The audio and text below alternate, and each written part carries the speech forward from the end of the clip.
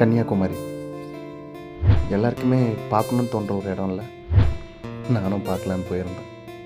ஆனால் கடல் உள்வாங்கிடுச்சின்னு சொல்லிட்டு 10 மணிக்கு மேலே தான் ஓப்பனே பண்ணாங்க. என்ன ஹைலைட் தெரியுமா? 100 ரூபீஸ் டிக்கெட்டில் நான் தான் ஃபஸ்ட். அந்த க்யூவில் ஃபஸ்ட்டு நடந்து போகிற அனுபவம் உங்களுக்கு இருக்கா? நீங்கள் அந்த மாதிரி ஃபஸ்ட் டிக்கெட் வாங்கி போயிருக்கீங்களா? சொல்லுங்கள். அவ்வளோ ஹாப்பியாக இருந்தது. எனக்கு முன்னாடிக்கு யாருமே இல்லை, நான் தான் ஃபஸ்ட்டு நடந்து போனேன். இங்கே ஸ்பெஷலாக 300 டிக்கெட் கூட இருக்குது. 300 டிக்கெட் எடுத்தவங்கள விவேகானந்தா அப்படின்னு சொல்லிட்டு ஒரு போட்டில் அனுப்புனாங்க. நாங்கள் போனது பார்த்தீங்கன்னா இந்த பொதிகை போட்டில் தான்.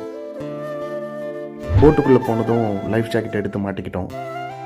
ரொம்ப நேரம் இல்லை, ஒரு 5 மினிட்ஸ்லேயே உங்களை கரையை கடந்து விட்டுருவாங்க. ஆனால் அந்த கரையை கடக்கிற அந்த 5 நிமிஷம் அவ்வளோ அழகாக இருக்கும். எனக்கு டிக்கெட் எடுக்கிற இடத்துல ஒரு ஃபேமிலி செஞ்சிலேருந்து வந்திருந்தாங்க. அவங்க ஃப்ரெண்ட்ஸும் ஆனாங்க. தனியாக இல்லாத மாதிரி ஒரு ஃபீலிங்.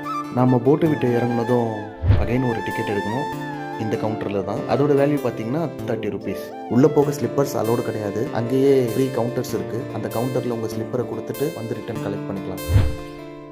விவேகானந்தர் மண்டபம் எவ்வளோ அழகாக இருக்குல்ல. இங்கே தான் அவர் 1982 தியானம்லாம் செய்வாராம். இந்த மண்டபத்துக்கு வெளியே நம்மளை வீடியோ கேமரா எடுக்கிறது, ஃபோட்டோ எடுக்கிறது எல்லாத்துக்குமே அலோவ் பண்ணுறாங்க. ஆனால் மண்டபத்துக்கு உள்ள கேமரா அலோவ் பண்ண மாட்டாங்க, ஃபோட்டோ எடுக்க விட மாட்டாங்க. பக்கத்துலேயே ஸ்ரீபாத மண்டபம் இருக்கும், அதையும் பார்க்க மறந்துடாதீங்க. இங்கே தான் கன்னியாகுமரி அம்மனும் தியானம் பண்ணதாக சொல்கிறாங்க. நம்ம கவர்மெண்டால் கட்டப்பட்ட கண்ணாடி பாலம். இது வழியாக தான் திருவள்ளுவர் சிலையை பார்க்க போனோம். ஸ்டார்டிங்கில் போகும்போது கீழே பார்க்கும்போது எந்த அலையும் தெரியல, எதுவும் தெரியல. நடந்து போகும்போது நல்லா இருந்தது. திருவள்ளுவர் எவ்வளோ கம்பீரமாக இருக்கார்ல. நம்ம கிட்ட போய் பார்க்கறதுக்கு ஒரு 2 ஃப்ளோர் ஏறி போனோம். படி எல்லாமே பாறையில் பண்ணியிருந்தாங்க. ரொம்ப நல்லா மெயின்டைன் பண்ணியிருந்தாங்க.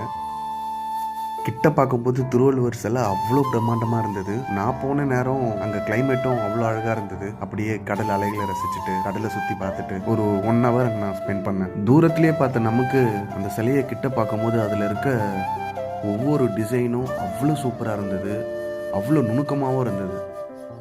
திரும்ப ரிட்டன் நம்ம கீழே இறங்கி வரும்போது 1330 குறளையும் இங்கிலீஷ்லையும் எழுதியிருக்காங்க, தமிழ்லையும் எழுதியிருக்காங்க. அதே மாதிரி திருக்குறளோட வரலாறையும் எழுதி வச்சுருக்காங்க. இன்ட்ரெஸ்ட் இருக்கவங்க தாராளமாக படித்து பார்த்துட்டு வாங்க. ரிட்டன் வரும்போது கிளாஸ் பிரிட்ஜிலேருந்து கீழே பார்த்தா அலை அவ்வளோ சூப்பராக தெரிஞ்சிருந்தது. ஸ்கூலுக்கு குழந்தைங்க நிறைய கூட்டமும் இருந்தது, ஹாப்பியாகவும் இருந்தது. வீடியோ பிடிச்சிருந்தா அப்படியே ஒரு லைக்கை போட்டுட்டு சப்ஸ்கிரைப் பண்ணிட்டு போங்க.